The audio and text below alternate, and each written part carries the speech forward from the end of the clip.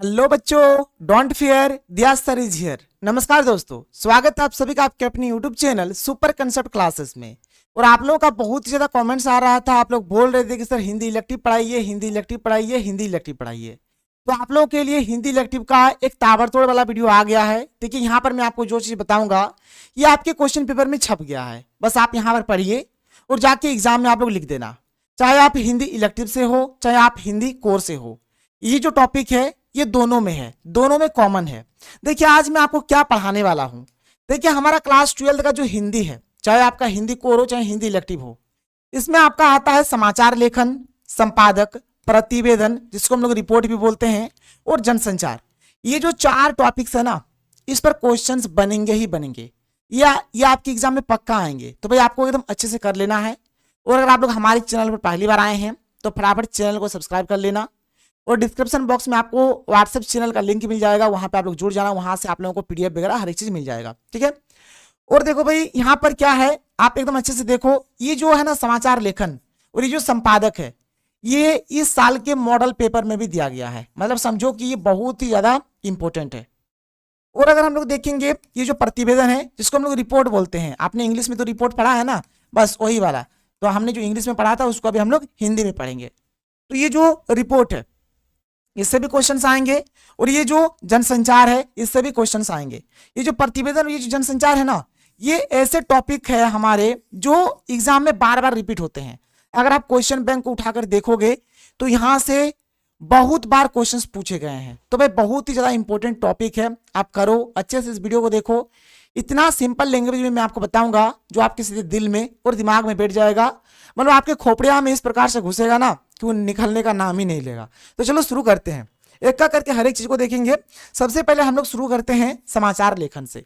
सबसे पहले हम लोग समाचार लेखन को यहाँ पर देख लेते हैं, एक का करके हम लोग हर एक चीज को देखेंगे। वीडियो अगर अच्छा लगता है भाई तो सुंदर सा प्यारा सा लाइक और सुंदर सा प्यारा सा कमेंट्स कर देना। देखो हमारे पास क्वेश्चन क्या है, क्वेश्चन आप यहां पर देख सकते हो। हमारे पास क्वेश्चन है कि समाचार लेखन से आप क्या समझते हैं, मतलब समाचार लेखन क्या होता है, इसकी कौन कौन सी विशेषताएं हैं, इसकी क्या क्या विशेषताएं होती है, ये चीज आपको यहां पर बताना है।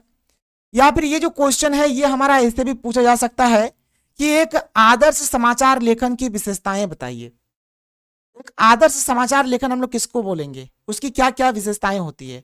तो भाई कोई सा भी क्वेश्चन पूछा जाए, मतलब समाचार लेखन से रिलेटेड जो क्वेश्चन आएगा कुछ इस फॉर्मेट में आएगा कि समाचार लेखन क्या है, इसकी कौन कौन सी विशेषताएं होती है। आगे अभी हम लोग डिटेल में जानकारी लेंगे, टेंशन आप लोग मत लो, ठीक है। हर एक चीज बताऊंगा, एकदम बेफिक्र रहो। चलो स्टार्ट करते हैं। सबसे पहले बात करते हैं समाचार लेखन। समाचार लेखन हमारा क्या होता है।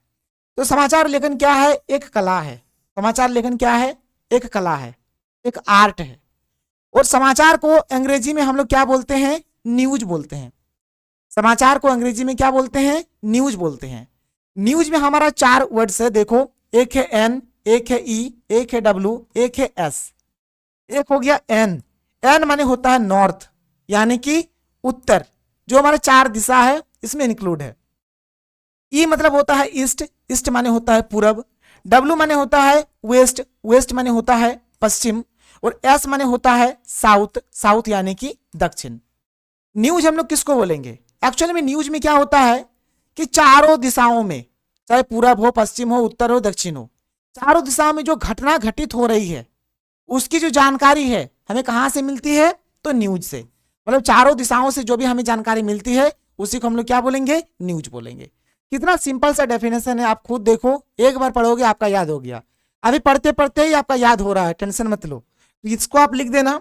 उसके बाद आगे देखो, चारों दिशाओं से प्राप्त जानकारी को ही न्यूज यानी कि समाचार कहते हैं। चारों दिशाओं से, ईस्ट वेस्ट नॉर्थ साउथ, पूरब पश्चिम उत्तर दक्षिण से जो भी हमें जानकारियां मिलेगी उसको हम लोग क्या बोलेंगे, न्यूज बोलेंगे यानी कि समाचार बोलेंगे। कोई दिक्कत नहीं है। आगे देखो, एक यहां पर देखो, यहां पर एक परिभाषा दिया गया है टर्नर कॉलेज के अनुसार।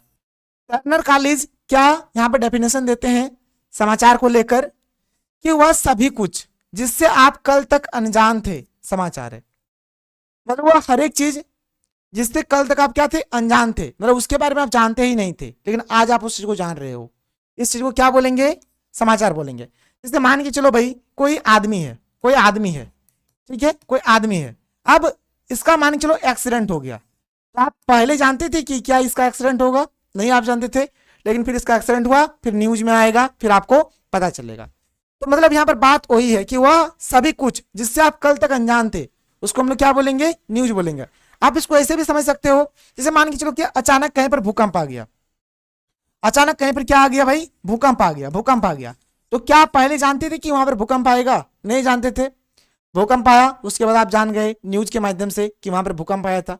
तो वही चीज है कि वह सभी कुछ जिससे आप कल तक अनजान थे उसी को क्या बोलेंगे? समाचार बोलेंगे। वही हमारे क्या है? समाचार है।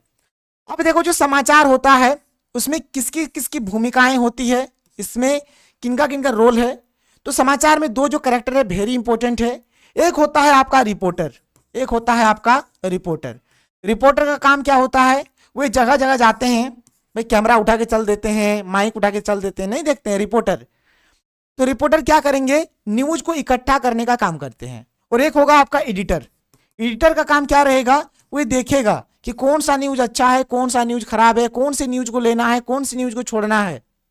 माने रिपोर्टर जो न्यूज को लाएंगे उस न्यूज का ऑपरेशन करने का काम करेगा ये एडिटर। बात समझ में आ रहा है? वही मैंने लिखा है देखो कि समाचार लेखन में समाचार इकट्ठा करने वाले रिपोर्टर और समाचार को छापने योग्य बनाने के लिए एडिटर की भूमिका होती है। इसमें रिपोर्टर और एडिटर का इसमें मेन रोल है।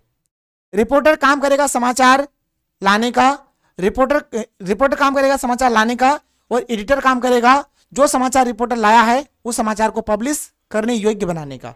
मतलब क्या रखना है, क्या छांटना है, क्या पब्लिश करना है, क्या नहीं करना है, इस चीज का। ठीक है, तो इसमें दो चीज का यहाँ पर भूमिका है, एक रिपोर्टर हो गया, एक एडिटर। ये न्यूज लाने का काम करता है और एडिटर क्या करता है? उसको छापने योग्य बनाता है। आगे देखो, आगे देखो कितने सिंपल मैंने लिख दिया है।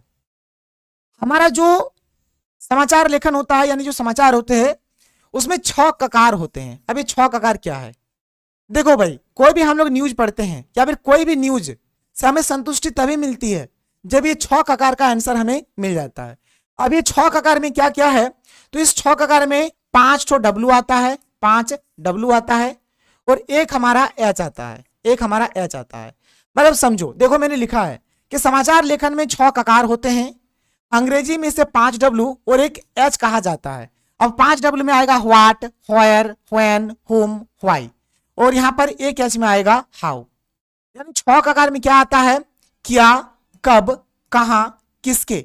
किसके यहाँ पर आप फिर इसको कौन भी बोल सकते हो, किसके या फिर कौन। किसके लिखो चाहे हिंदी से कौन लिखो, कोई दिक्कत नहीं है। ठीक है, फिर क्यों, कैसे। ठीक है, ये सब यहाँ पर क्या है? 6 ककार है। किसी भी समाचार में संतुष्टि तभी मिलती है जब इन 6 ककारों का उत्तर मिलता है। जैसे मैं मान के चलो कोई भी न्यूज हमने पढ़ा, कोई भी न्यूज हमने पढ़ा, फिर हम लोग क्वेश्चन करते हैं, क्वेश्चन करते हैं कि क्या हुआ, क्या हुआ, कब हुआ, कब हुआ, तो हमें एक टाइम पीरियड मिलता है। कहाँ हुआ, तो जगह का नाम मिलता है। ठीक है, या फिर बोलेंगे किसके साथ हुआ, किसके साथ हुआ, इस प्रकार से क्वेश्चन करते हैं ना। फिर बोलते हैं क्यों हुआ, कैसे हुआ। तो इस टाइप में हम लोग क्वेश्चंस करते हैं। न्यूज जो भी रहता है उसके अकॉर्डिंग हम लोग क्वेश्चंस करते हैं। तो ये होते हैं 6 ककार, आप याद रखना। 6 ककार में क्या होते हैं भाई? 5 डब्लू होते हैं और एक हमारे एच होते हैं। और कोई भी न्यूज में तभी हमें संतुष्टि मिलती है जब हमें ये 6 ककारों का आंसर हमें मिल जाता है। बात क्लियर? कोई दिक्कत नहीं है। आगे चलो, आगे देखिए समाचार लेखन की शैली, यानी जो समाचार होते हैं वो किस शैली में लिखे जाते हैं। तो समाचार को हम लोग क्या करते हैं? उल्टा पिरामिड शैली में लिखते हैं। मतलब इसमें होता क्या, देखो सबसे पहले स्टार्टिंग में क्या होगा? जो इंपॉर्टेंट जो बातें होती है सबसे पहले उस चीज को लिखते हैं।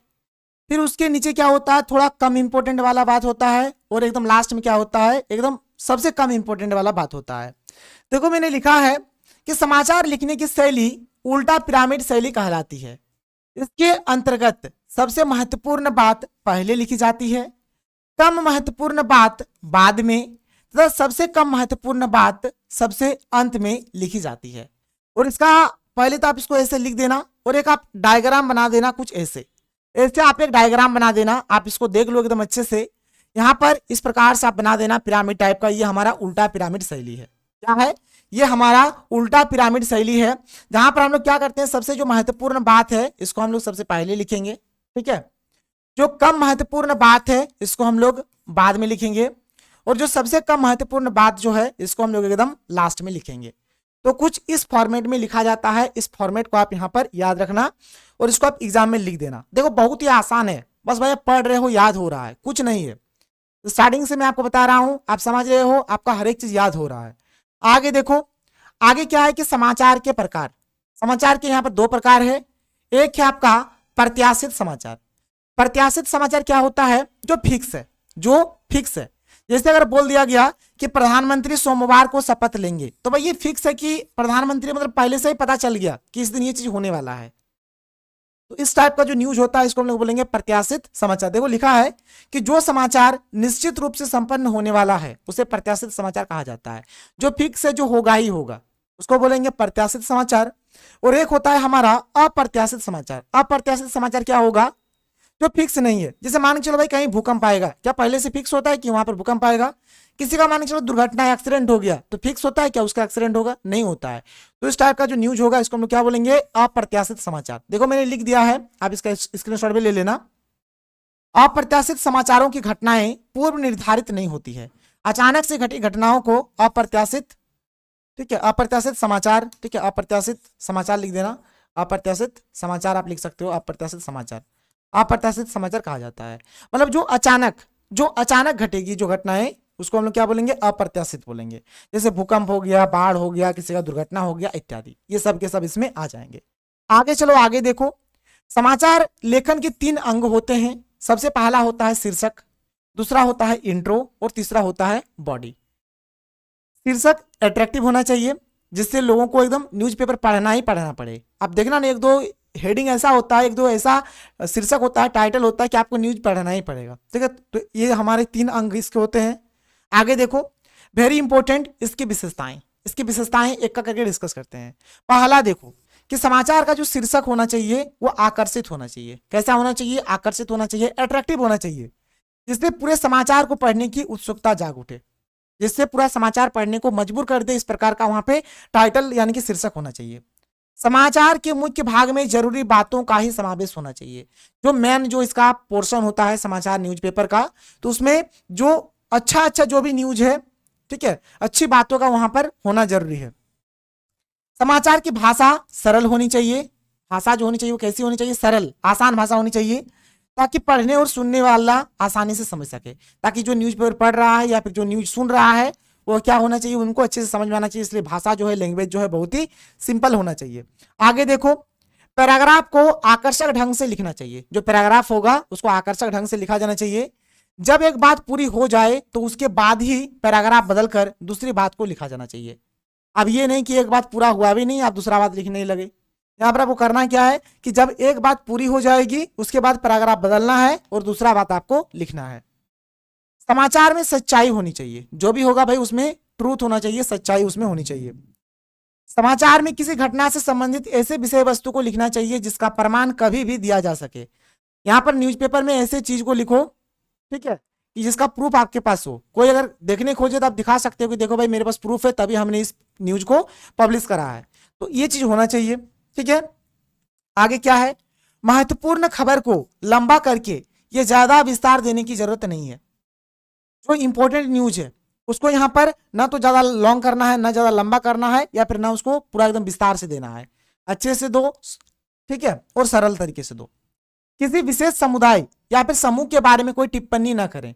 कोई जैसे विशेष समुदाय है, कोई समूह है, कोई ग्रुप वगैरह है, कोई कम्युनिटी है, उसके बारे में कोई कमेंट्स, टिप्पणी वगैरह मत करो।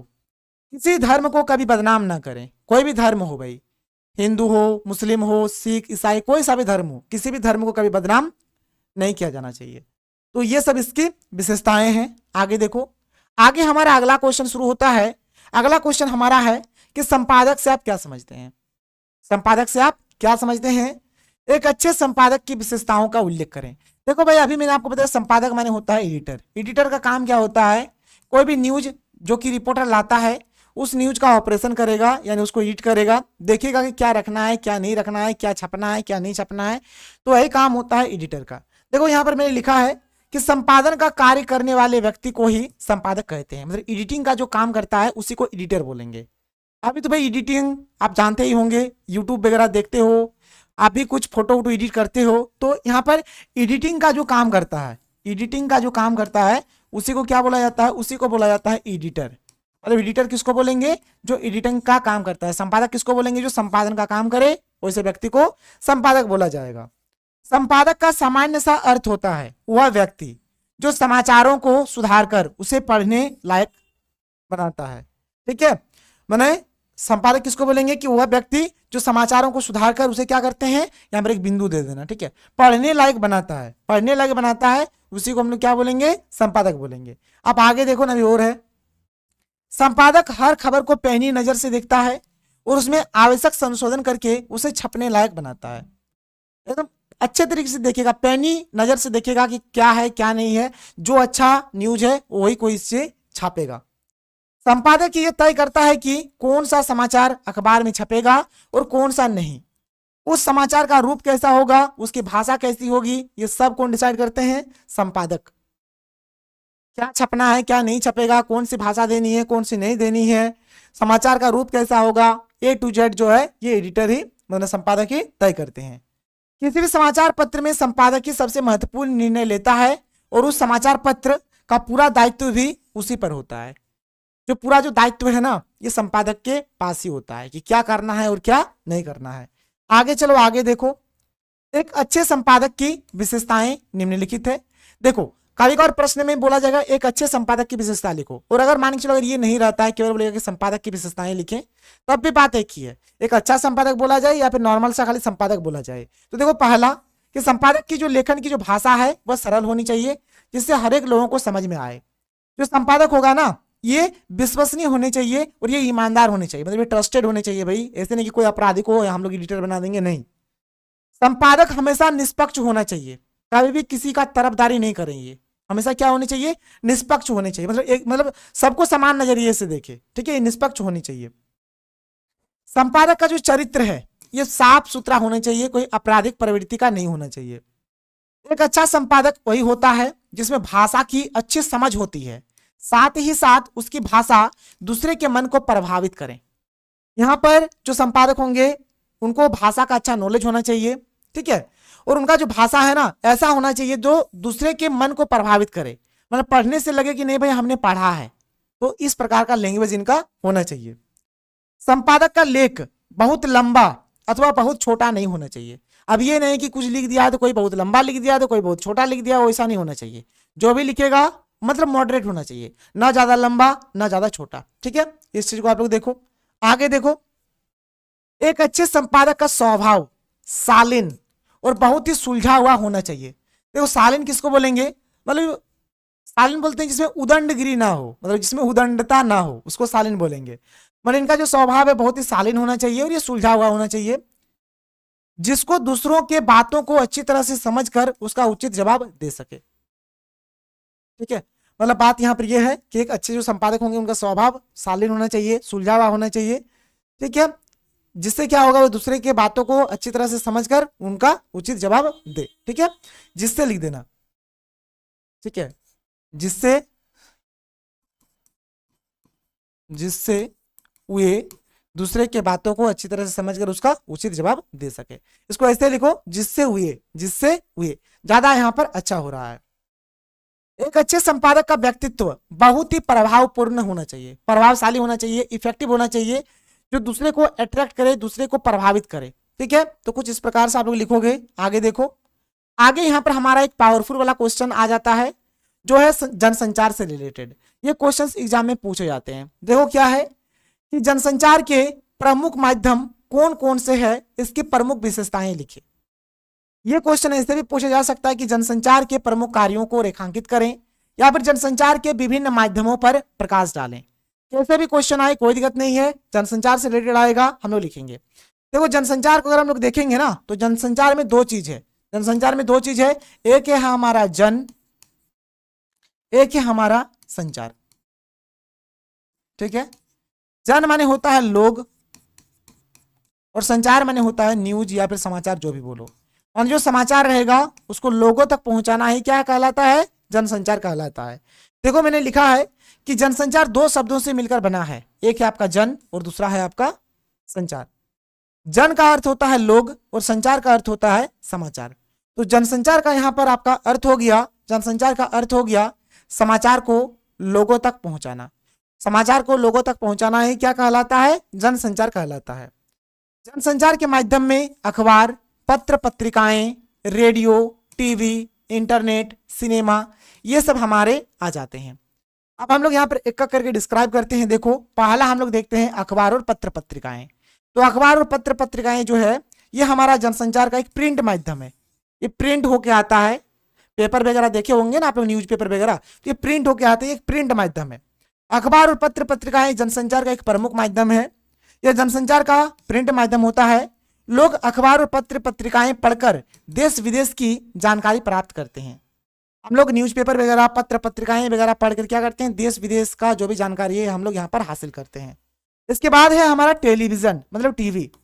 देखो भाई, टेलीविजन को हम लोग भाई देख भी सकते हैं और सुन भी सकते हैं। मतलब ये दृश्य और श्रव्य दोनों माध्यम है, दृश्य भी और श्रव्य भी है, मतलब देख भी सकते हैं और सुन भी सकते हैं। देखो हमने लिखा है यह भी एक प्रमुख जनसंचार माध्यम है। यह जनसंचार का दृश्य श्रव्य माध्यम होता है। दृश्य श्रव्य बोलो या फिर श्रव्य दृश्य बोलो, बात एक ही है। लोग टेलीविजन देखकर देश विदेश में क्या हो रहा है इसकी जानकारी रखते हैं। हम लोग टीवी वगैरह देख के भी देश विदेश की जानकारी को हम लोग यहाँ पर रखते हैं। तो ये चीज हो गया। आगे देखो, आगे है आपका रेडियो और इंटरनेट। देखो आपका जो रेडियो है ना, रेडियो को भाई केवल हम लोग सुन सकते हैं, देख नहीं सकते हैं। अगर केवल सुन सकते हैं तो इसको बोलेंगे श्रव्य माध्यम, और जिसको देख सकते हैं और सुन भी सकते हैं उसको बोलेंगे दृश्य श्रव्य माध्यम, ठीक है, या फिर श्रव्य दृश्य माध्यम, जो भी बोलो। तो देखो, रेडियो और इंटरनेट भी जनसंचार का एक प्रमुख माध्यम है। ये जनसंचार का क्या है? श्रव्य माध्यम है। रेडियो क्या है? जनसंचार का हमारा एक श्रव्य माध्यम है। लोग रेडियो के माध्यम से देश विदेश की जानकारी रखते हैं। इंटरनेट भी जनसंचार का एक अहम माध्यम है। इंटरनेट के जरिए अभी देश विदेश में क्या हो रहा है इसकी जानकारी लोग रखते हैं। यह जनसंचार का एक बहुत ही तेज माध्यम माना जाता है। अब भाई इंटरनेट का जमाना है, गूगल खोलो, जहां भी जो जानना है, मौसम जानना है मौसम जान लो, कहाँ पे क्या हो रहा है आप वो चीज जान लो। तो यहाँ पर आप इसको ऐसे करोगे। अगर आपको यहाँ पर थोड़ा सा कंफ्यूजन लग रहा है तो इस जगह पे यहाँ पर जो यह लिखा हुआ है यहाँ पर आप लिख दो रेडियो। यहाँ पर आप क्या करो, लिख दो रेडियो। ये आप पढ़ने में ज्यादा मजा आएगा कि रेडियो जनसंचार का क्या है? श्रव्य माध्यम है, ठीक है। रेडियो क्या है? जनसंचार का श्रव्य माध्यम है। मतलब यहाँ पर यह मत लिखो, आप यहाँ पर क्या कर दो, आप रेडियो लिख दो। रेडियो दिख रहा है ना? चलो, बिल्कुल दिख रहा है। रेडियो क्या है? जनसंचार का श्रव्य माध्यम है। रेडियो क्या है? जनसंचार का श्रव्य माध्यम है। ये चीज हो गया। आगे चले, आगे हमारा आ जाता है प्रतिवेदन। प्रतिवेदन को हम लोग इंग्लिश में क्या बोलते हैं? रिपोर्ट बोलते हैं, रिपोर्ट बोलते हैं, ठीक है। तो चलो प्रतिवेदन के बारे में जानेंगे और इनके प्रकार, विशेषता, हर एक चीज के ऊपर डिस्कस करेंगे। देखो प्रतिवेदन यानी कि रिपोर्ट। प्रतिवेदन देखो दो चीज से बना है, एक है आपका प्रति और दूसरा है आपका वेदन। प्रतिवेदन का अर्थ होता है समांतर जानकारी। जो भी इसमें जानकारी होता है उस सीक्वेंस में होते हैं, एक समांतर में होते हैं, ठीक है, समांतर जानकारी। प्रतिवेदन क्या होता है भाई? देखो, किसी घटना, कार्य योजना, समारोह आदि के बारे में प्रत्यक्ष देखकर या छानबीन कर तैयार किए गए लिखित विवरण को प्रतिवेदन कहते हैं। देखो आप लोग बहुत बार रिपोर्ट का नाम सुने हो। जैसे मान के चलो कि किसी का झगड़ा हो गया, किसी का मान के चलो माथा फोड़ दिया कोई, तो फिर वे जाते हैं, कहाँ जाते हैं? थाना जाते हैं रिपोर्ट लिखाने के लिए। हम लोग अक्सर सुनते हैं कि भाई डॉक्टर के पास हम लोग मान के चलो कि ब्लड चेक करने के लिए दिए हैं, बोलेंगे चलो आज रिपोर्ट लेके आते हैं, ऐसे भी हम लोग सुने हैं। या फिर कहीं पर मान के चलो कि कोई प्रोग्राम वगैरह हुआ, अब उसका एक रिपोर्ट लिखा गया जो न्यूज़पेपर में पब्लिश होगा। तो रिपोर्ट क्या होता है? रिपोर्ट हमारा ये होता है, मान लीजिए कोई घटना है, कोई भी काम हो रहा है, कोई भी समारोह हो रहा है, ठीक है, ये सब मान के चलो कोई आदमी उसको डायरेक्ट देख रहा है या फिर कहीं से छानबीन कर रहा है, और ये सब करने के बाद एक ये लिखित विवरण प्रस्तुत करते हैं, मतलब एक लिख के कुछ प्रस्तुत करते हैं। इसी चीज को क्या बोला जाता है? प्रतिवेदन यानी कि रिपोर्ट बोला जाता है।